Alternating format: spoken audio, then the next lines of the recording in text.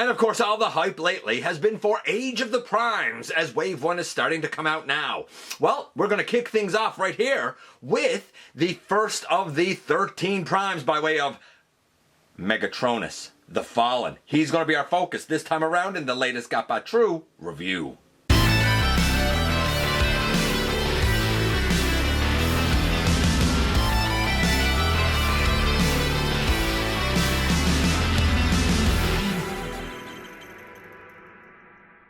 Hey one, hey all, welcome back to the channel. I'm your host, your most humble of hosts, Dennis Moulton, aka GotBot. As always, please like, comment, share, of course subscribe, and while you are at it, light 'em up, baby. Hit that notification bell, please. Helps me out a ton. Let you know when content of all sorts goes up here on the channel. Check out Machinery of Man, The Everything Factor, all the groups that I'm either a mod or an admin for, as well as all of my social media links. All of that's in the description down below. Also in the description down below, and if you're in a position to help the channel to grow, you can use the donate link. Check us out on Patreon. See what we have to offer to you through spring, or of course hit the join button at any given time and become a channel member. And this is Megatronus the Fallen, and that's actually what it says on the top of the box. The 13, Megatronus the Fallen. He is a very interesting lad. He comes with a lot of stuff. There's a lot to explore here. Does he live up to the moniker of the Fallen? We're going to find out when we head over to the table and take a closer look at this guy in comparison to Make Toys Chaos Paladin. And yes, indeed, we're going to kick off our coverage of the Transformers Age of the Primes with Leader Class Megatronus. Now, just to be clear, I'm not doing the G2 Grimlock. It's the 86 Grimlock, but in blue. It's a tremendous mold. It's a fantastic mold. If you want it in blue, get it in blue. It's kind of the same thing I said about the Toxitron version. If you want it in yellow, get it in yellow.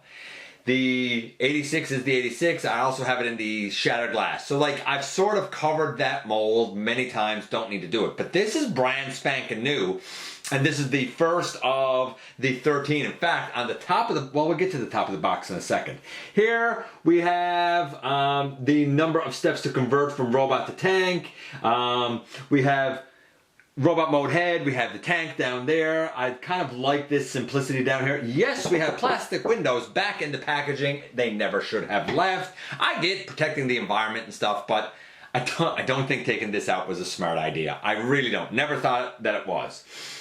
Not only because of things like the theft of heads, but also because I found that the cardboard around without this to help kind of solidify it, like the cardboard felt flimsy and cheap and just, it didn't feel good. On the top it says the 13 Megatronus the Fallen with his Megatronus symbol a la Power of the Primes. Over here, Megatronus' face on the side of the box, looking very Megatronus-y. Over here, I guess this is going to be the generic for the Age of the Primes. And on the back, yes indeed, we have Megatronus in his robot and tank mode, as well as, I'm assuming this is the Requiem Blaster, I assume that's what that says in Cybertronian, and his flame effects and all the other doodads on him. Inside the box, we have a big sheet of double-sided instructions, and there's a lot of moving parts on this guy and a ton of accessories, so the instructions were actually pretty darn helpful. Oh, we have this black blaster barrel. It looks like the muzzle of a pistol, honestly. And it's not clear in the instructions how to kind of mount this, but there's a peg back here and the peg moves, right? It can either be back like that or in like that. Note, in like this for storage and robot mode, like this for tank mode, but we'll get to that. We have two of these gorgeous flame effects. There's a 5mm peg in here, and while it's typically shown on his shoulders, I've seen it on the forearms. It can kind of wrap around the leg, wherever you can sort of put these to use these. We also have two of these blast effects. I'm holding onto a 5mm peg at the bottom that you can use. There's also a port here, a 5mm port, so this can be used quite, I guess, in quite a versatile manner. And there's two of those as well. We have this little missile pod accessory with some molded in detail. It has a peg hole on the bottom. It goes over a peg on his left shoulder. And we have all of this. So I have the flame deco put on either side of this handle. This handle just comes as a handle. It is, I think, cast in purple. This whole spearhead is all soft rubbery plastic. It's painted purple and silver and it slots on. If it fuses here, I'm fine with that. Then we also have a separate sword, dagger. It seems like more like a machete type of dagger to me. Or, I don't know if you call it a sword. It's a big knife. He can wield each of these separately, or they do attach right here to become one big, like, double-bladed spear of destruction, I guess. I love this. I love the versatility of it being two separate things, or it can go together.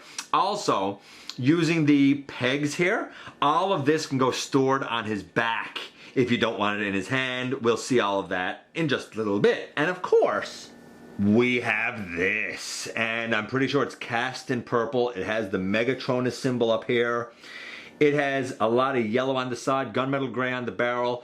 That black piece that I talked about earlier with the peg that's out straight for tank mode or bent for robot mode, it can peg in the front here. Again, we'll see that in just a little bit. Down here we have a peg. This also flips as part of the transformation. But we also have to extend it to be part of the tank turret, I guess. You can extend this out. And I suppose if you want to leave it extended out, you could. I'm pretty sure, though, that this is the Requiem Blaster. And here we have Megatronus himself with everything on him already. But I'm going to show you some other options that we can do with some of this stuff.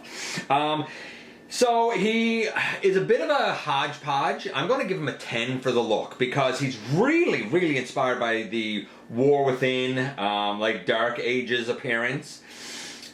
Where I think that was in Dreamwave where he's on fire and stuff. But there's some nods here to RID 2015 and that version. There's a few nods here to the like Titanium release. There's a few nods here to the Prime Wars trilogy. So I'm going to give it like a 10 for argument's sake. Like, for example, his spear, right? All of that I showed, that's based on the RID 2015 like, I think he called it a spark fuser in that. So, like, it's based on that, for example, right? So, yeah, it's hard to, I don't know, it's hard to be objective when the inspirations come from many places. Also, it's worth noting that, according to Evan Brooks, this guy, as is the case with all of the primes, are designed in such a way that they don't have any planned retools. So this mold for Megatronus is intended to just be for Megatronus, which is interesting. The guy clocks in at 293 grams of plastic, a little bit smaller than what we typically get as a liter. However, in this case, giving up about 22 grams of what I consider to be a liter class value, I think it's okay for a couple of reasons. One, there's a lot of paint here, especially yellow, that needs to be applied multiple times for it to look as deep and rich as it does here. And it appears in many places, on his hips, on his knees, on his chest, in the middle of his chest, on his face, on his eyes, yellow, on the blaster. Yellow's such a hard color to work with, and I think they did it well here. Plus purple paint, plus other colors like gunmetal gray, so it has added paint. No ball joints or anything, it's all hinge and swivel. And I even understand that if the plan is for this to not be reused, and this is the only use of it, then you know what? I get it. I absolutely get that you had to make sure that it financially and fiscally made sense. So, I mentioned that we were going to talk about where you could store some other things. First thing to note is, I want to take this out of his hand. I want to take the spear out of his hand. First thing to note is that the Requiem Blaster, you know, you can leave it closed if you want, but if you also want, I mean, you can open it up. That's up to you. Also, depending on where you put the flame effect, you can put it down here or you can put it up on his arm because that's options as well. There are also sideways pegs here. They're used for the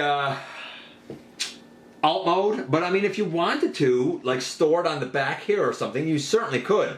This piece here, I was forever realizing it plugged in on the side. They showed over his shoulder, but I do feel like with it over his shoulder, he loses some articulation. So I leave it up a la Megatron. Let's say, though, you didn't want the spear in his hand, okay? Let's just presume for a second that you're like, man, I don't want the sword or the spear in his hand. Cool.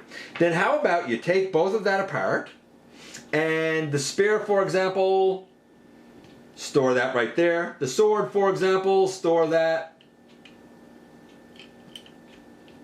right there. And you might say, what about the blast effects that were on those? Well, guess what you can do? Up top, we even have 5mm ports. So you can store one above his head there, and above his head there as well, if you want, right? So I like that there are options to put everything. Not for nothing, if you're wondering about the size, because I already talked about the mass and said, you know what, it's in the ballpark of a true blue leader class. I mean, here he is next to Make Toys Chaos Paladin. And I'm going to move this guy over a bit, and I'll move this guy in. Chaos Paladin is an excellent version of the Fallen as well. The arms and the legs come off and he can be like a smaller, almost deluxe size bot, or you can put everything on and make him good and big and chunky like this. Now, if you're curious about Chaos Paladin, I looked at him in episode 798 back in January of 2021. And he's tremendous. He really is. This was gifted to me by our good buddy Razorbear. He is every bit the size of a leader class when he's all together. And I like that they use orange to kind of mimic the flame on him. And I like that he has 2 blasters on his arms, even though this one, being one, is obviously meant to be the Requiem blaster. I don't know if these are just cannons or if it was meant to be the Requiem blaster. No idea. The only real drawback with the Chaos Paladin is the articulation limits because of some of the bulkiness of some of his body. Like the elbows only bend so far. The knees are great, but the elbows only bend so far, and his ability to T-pose is only so good. How does that compare with this guy? Well, we'll see as we go through. Also, not for nothing, and taking him out of it, we can bring in Megatron. This is the Toy World's Hegemon. Zeta done a reissue of it in 2018, 2019. It's the same height, like the exact same height as 86 Optimus Prime. And Turn, right? Voyager class Turn, a lot of people will know this size compared to this. So like, he's bigger, he's bulkier. I wanted to use these two because, as you can see, both of them bear homage to Megatronus because, in case you didn't know, each of the 13 has like a lineage. Like they're like an archetype, a god type, a body type that everything else follows. I always use the Liege Maximo being the archetype for the Seekers, for example. Well, Megatronus is the archetype for, you guessed it, Megatrons, and I guess Tarns and like other like arm cannon wielding guys. Beast Wars Megatron would be another one, right? So you get an idea of his size. He's big and hefty and bulky, just as a leader should be.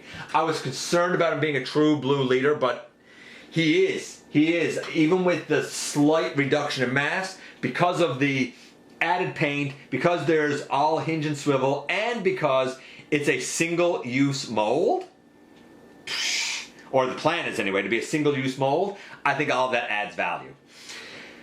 Let's take everything off and we'll do the articulation, as well as the transformation. He's currently at a 10, so we're going to take that off of his shoulder, plugged in here on the side. We'll even take his Requiem blaster off. We're going to take it off on this side. I'm going to leave this up here because there's no need for that to really ever come off. I'm going to take these out. I'm going to take these out. We'll see all of that later, and I'm going to even take this out. If you're sat there and you're thinking, man, GotBot, that seems like a lot of ports. There's 1, 2, 3 on the side of each arm. There's 2 up over the top. There's 2 here on the back. I think there's 1 here on the back, but there is a little like gap up here above it. Here on the side is another one. I feel like, is there one on the leg? No, I don't think there's any on the legs. I could be wrong about that. We'll see as we're going through, but I don't think there's any on the legs. Let's do the articulation for the guy. We have a head that goes left, right, looks up, looks down. The shoulders can go all the way around. Full T-pose out to the side. Elbow to slightly over 90 degrees, bicep swivel, wrist rotation, hinged fingers. I guess I'll note this. The shoulders are really weird, so we do get a butterfly, like to go across the body. But sometimes they're going, I find anyway, that sometimes the shoulders move when I don't necessarily want them to move. So something worth noting. But I mean, I'd rather they have too much articulation than not enough, I guess. We have a waist that goes all the way around as well. I think I said wrist rotation. I know I mentioned the fingers. By the way, if you're wondering how things kind of peg into his hand, very securely, because the way all of the rest of the hand is molded is that it takes a 5mm peg and then the fingers just wrap around it. Fingers are all one piece at a base pin knuckle. The hip skirt pieces, they can go up and out of the side, kick all the way forward, kick all the way back. I mean, splits pretty much all the way out because of transformation. I guess you can also call that articulation, but that's for transformation with the way the thigh splits. Thigh rotation up by the hip, but then thigh rotation or knee rotation at the knee. So like a double thigh rotation, another thing that's added value. Knee to 90 degrees, little bit of a kick forward, little bit of a kick back, and a really deep ankle tilt in. I mean, and solid on his feet, really. Solid on his feet. 10. Honestly, 10 and 10. This guy is really magnificent at this point. Now, the transformation is bonkers, nuts, but also kind of fun, with a lot going on. So, hopefully I can actually remember all of this. We'll see. We begin by opening the inside of the arm, folding the wrist in, closing the arm up, straightening it out, and I think we turn it all the way around that way, so that now the inside of the forearm's on the outside. Let's do the same on this arm, since that's kind of the easy stuff to do. Close it in, turn it all the way around for now. I'm also going to pick these off on the side for now. And I just like pull them out at the, I'm gonna call it butterfly joint, for lack of a better term. Then we should be able to pick off the chest, and the chest is pegged in, but pick it off and pick the head off, and kind of pick all of that up for now. And then inside the body here, we can fold all of the inside of the body out.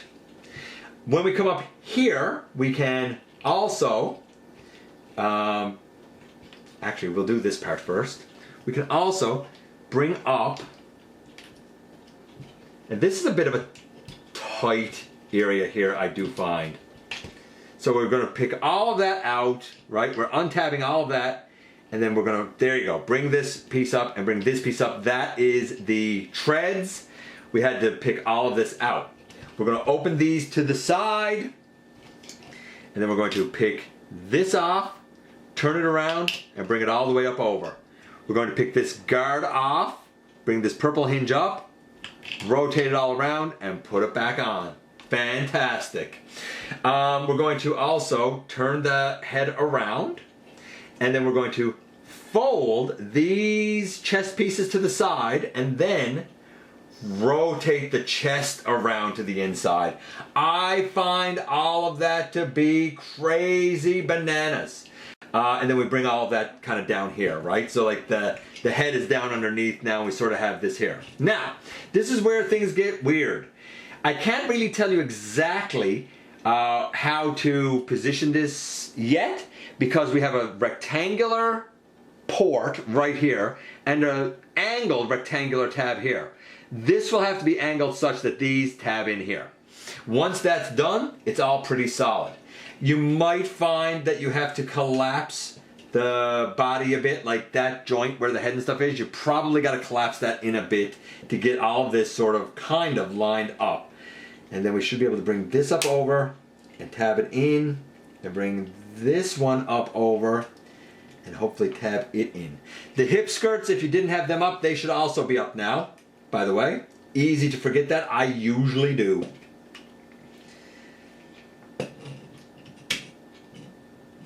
Okay, so that's the front of the tank now basically done. The arms, by the way, are going to be the last thing to do. So if you didn't already, bring up the hip skirts, kind of up on the side, sort of like I have here, right? They sort of fit up under the treads a little bit. Now we're going to go to the lower body, which is actually really, really easy.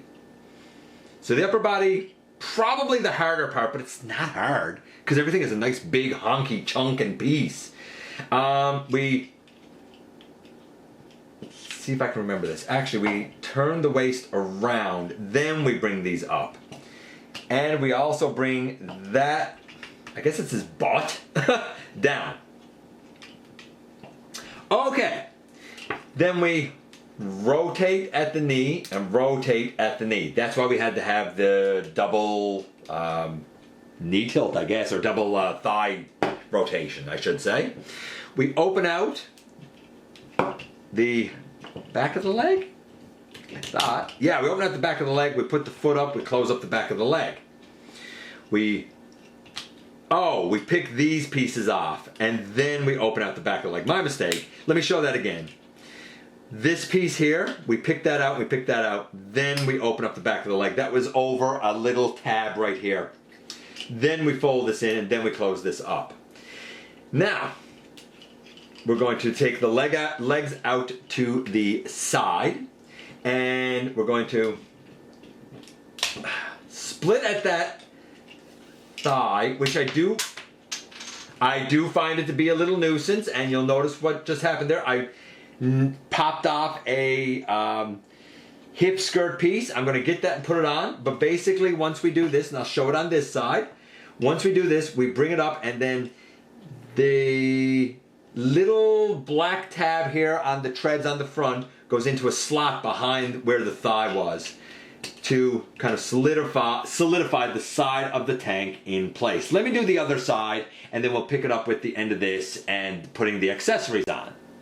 With this hip piece back on, this little tab here is what goes into the thigh piece when I collapse it up, and then these two, they come down over onto this purple piece to kind of solidify the back all in place. There's a little slot down there that all this goes over. So there and there. Make sure I got all of this up and in and down like that. Now, you might say, GotBot, why are you in so close? Because you don't usually do this. I'm doing this because there's a little peg hole here and a little rectangular peg hole here that takes this peg and this peg. That's for the turret. So you have to bring all that back and solidify it down. So now that we've got everything pegged in here, we can take the two shoulders and kind of finish things off. In this round peg hole here, we're going to put the Requiem Blaster. Keep in mind that the Requiem Blaster is opened out, and the peg that was down bottom is now folded back. And it pegs in right there on that side, and this all kind of comes down over. It will use this peg hole to go in the other side as well. So make sure all of that's straight. And make sure all of that's straight. We fold up this over the shoulder and face it forward. And we fold this missile pod thing out to the side of the shoulder. Now I need to straighten up my arms here a little bit because they're not quite straight.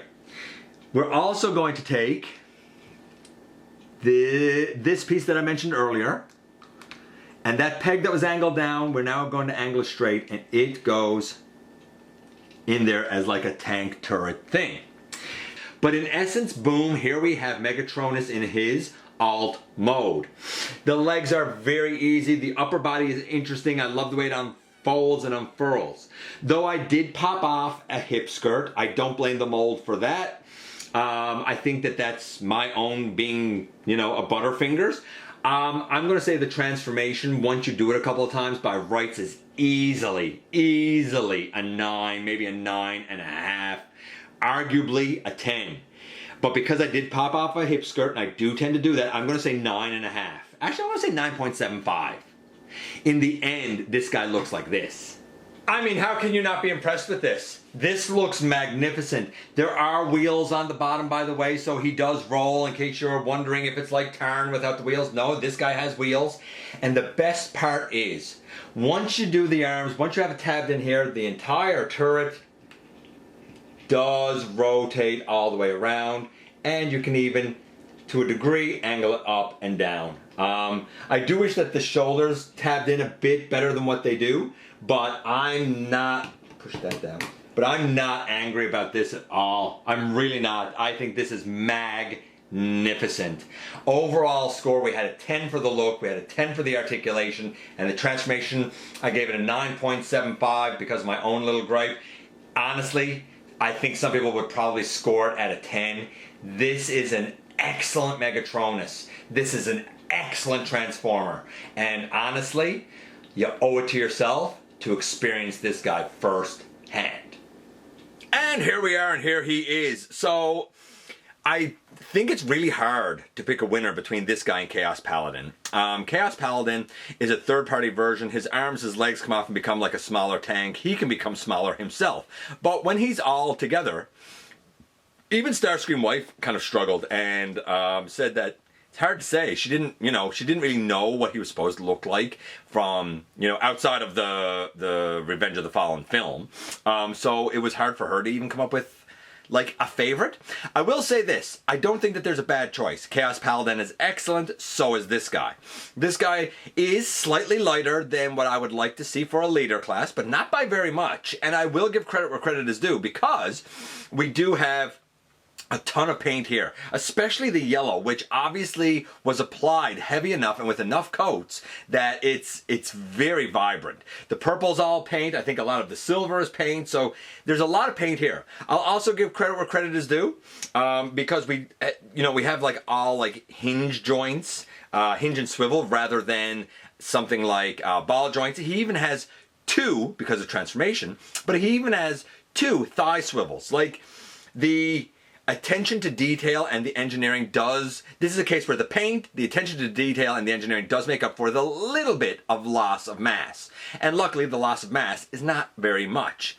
I'd like to see, maybe 10, maybe 15 more grams, but I'm okay. I'm okay with this because it is so good and so much to explore. Very big, chunky pieces to move for what is generally a pretty involved transformation. I feel like between the engineering, the heft, the size, the look, the paint, the detailing, and everything else, that this guy is a true blue leader class. I think he fits the bill nicely, and I think it's an excellent representation of the Fallen, leaning a lot into both his look, I think, from like Dreamwave and whatnot from the comic books, as well as from the Machinima Prime Wars trilogy. I think there's some nods of that version in here as well. Plus he has the Requiem Blaster. That's just cool. He's fantastic. He really, really is. If you've been on the fence, don't be. He is tremendous. He's a little bit heftier than Chaos Paladin. His articulation is better than Chaos Paladin's. But honestly, both of them are really, really excellent. Let me know which Fallen is your Fallen. Which one do you like? Maybe you like the movie one the best. Maybe you like this one. Maybe you like Chaos Paladin. Maybe you have some custom version or some other such thing. I appreciate you guys coming by, giving me some of your extremely valuable time. I do know how important it is to you. If you're in a position to help the channel to grow, you can use the donate link. Check us out on Patreon. See what we have to offer to you through spring, or of course, hit the join button at any given time and become a channel member. While you're at it, hit the subscribe button, stick around and have some fun with us here on the channel. And don't forget, not for a moment, man, not for a second, that you right there, you do make a difference in the world. And I look forward to the next time that you and I get together to have another visit, either in the live streams on Thursday nights, at the stop motion premieres, or the old-fashioned way right here inside the videos.